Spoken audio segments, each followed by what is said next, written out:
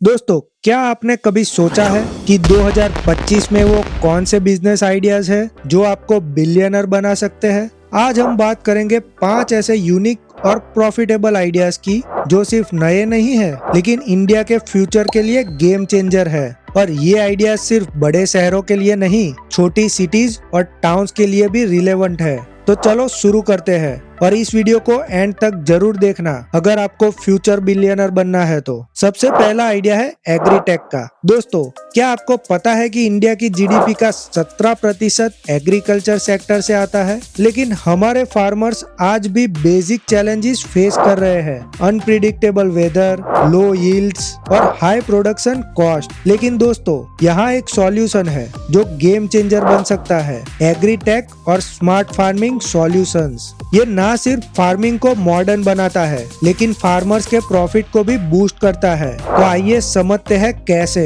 Agritech का मतलब है टेक्नोलॉजी का यूज करके फार्मिंग को एफिशिएंट और प्रॉफिटेबल बनाना। यहाँ आता है एआई, आईओटी, ड्रोन्स और डेटा एनालिटिक्स जैसे टूल्स जो फार्मर के फार्मिंग को स्मार्ट बनाते हैं। मान लीजिए कि एक ऐप है जो आपको बताता है कि आपके फील्ड का सॉइल पीएच लेवल क्या है या कौन सा फर्टिलाइजर यूज करना चाहिए। अब आपकी प्रोडक्टिविटी कितनी बढ़ जाएगी, सोचिए। अब बात करते हैं कुछ रियल लाइफ एग्जांपल्स की जो इंडिया में एग्रीटेक को रीडिफाइन कर रहे हैं। पहला है डी हार्ट। ये एक प्लेटफॉर्म है जो फार्मर्स को सीड से लेकर मंडी तक की सर्विस प्रोवाइड करता है। आज डी हार्ट 12 लाख से ज्यादा फार्मर्स को सर्व कर रहा है और उनका टर्नओवर 700 करोड़ के ऊपर है। ये फार्मर्स को एआई बेस्ड रिकमेंडेशंस देता है और डायरेक्टली एग्री कंपनी से कनेक्ट करवाता है। दूसरा है एग्रोस्टार। एग्रोस्टार फार्मर्स के लिए एक ऑनलाइन शॉपिंग प्लेटफॉर्म है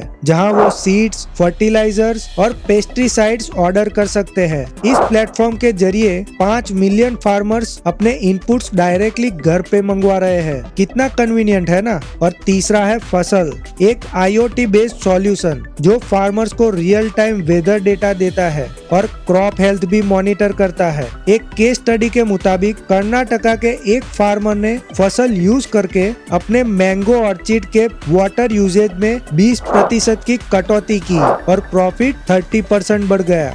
दोस्तों, अब बात करते हैं फ्यूचर की। एक रिपोर्ट के मुताबिक 2025 तक इंडिया का एग्रीटेक मार्केट 24 बिलियन को क्रॉस कर लेगा। पॉलिसीज जैसे पीएम किसान योजना और एग्री स्टार्टअप इंसेंटिव्स इसको बहुत ज्यादा बूस्ट करेंगे। इमेजिन कीजिए, हर एक फार्मर के पास एक ऐप होगा जो उनकी क्रॉप रिलेटेड हर प्रॉब्लम का सॉल्यूशन देगा। और ये सिर्फ विजन नहीं, रियलिटी बनने जा रहा है। तो दोस्तों, अगर आप भी टेक्नोलॉजी और फार्मिंग के कॉम्बिनेशन में एक्सप्लोर करना चाहते हो, ये गोल्डन अपॉर्चुनिटी है। क्या पता आपका आइडिया ही अगला बड़ा एग्रीटेक रिवॉल्यूशन बन जाए। और दूसरा आइडिया है इलेक्ट्रिक कार चार्जिंग स्टेशन का। दोस्तों, क्या आपको पता है कि अगले 5 साल में ईवी रिवॉल्यूशन इंडिया के ट्रांसपोर्टेशन सिस्टम को कंप्लीटली बदलने वाला है। लेकिन एक मेजर चैलेंज है जो हमें सॉल्व करना पड़ेगा, ईवी चार्जिंग इंफ्रास्ट्रक्चर। अगर आप एक एंटरप्रेन्योर है या टेक्नोलॉजी एंथुसियास्ट, तो ये एक गोल्डन अपॉर्चुनिटी है जिसमें एंट्री करना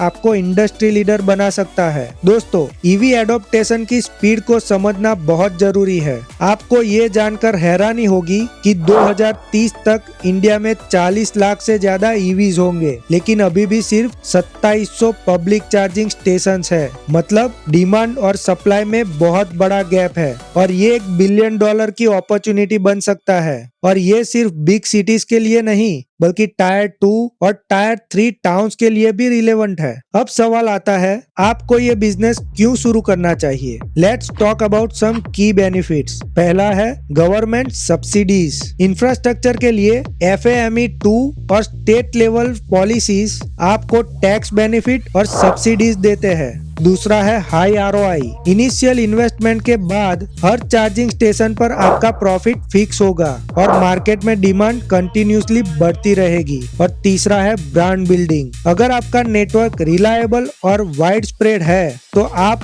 अपने आप ईवी इंडस्ट्री में एक ट्रस्टेड नाम बन जाएंगे। तो कोई भी बिजनेस चैलेंजेस के बिना कंप्लीट नहीं होता और ईवी चार्जिंग इंफ्रास्ट्रक्चर में भी कुछ हर्डल्स है। पहला है हाई इनिशियल कॉस्ट, लेकिन गवर्नमेंट सब्सिडीज और प्राइवेट फंडिंग ये इश्यूज सॉल्व कर सकती है। दूसरा है power supply issues, renewable energy sources जैसे सोलर पैनल का यूज करके आप अपने आप को कॉस्ट इफेक्टिव और रिलायबल बना सकते हो। और तीसरा है कंज्यूमर अवेयरनेस, आपको लोकल लेवल पे अवेयरनेस कैंपेन करनी होगी ताकि लोग चार्जिंग स्टेशन का इफेक्टिव यूज करें और ज्यादा से ज्यादा ईवीज खरीदे। तो दोस्तों, ईवी चार्जिंग इंफ्रास्ट्रक्चर सिर्फ एक बिजनेस नहीं बल्कि एक ग्रीन रिवॉल्यूशन का हिस्सा है। आप अपना स्टार्टअप शुरू करके सिर्फ प्रॉफिट ही नहीं बल्कि एनवायरनमेंट के लिए एक मेजर इम्पैक्ट भी क्रिएट करेंगे। क्या आप इस अपॉर्चुनिटी को ग्रैब करने के लिए रेडी हो? नीचे कमेंट में अपना व्यूज जरूर शेयर करें। तो दोस्तों,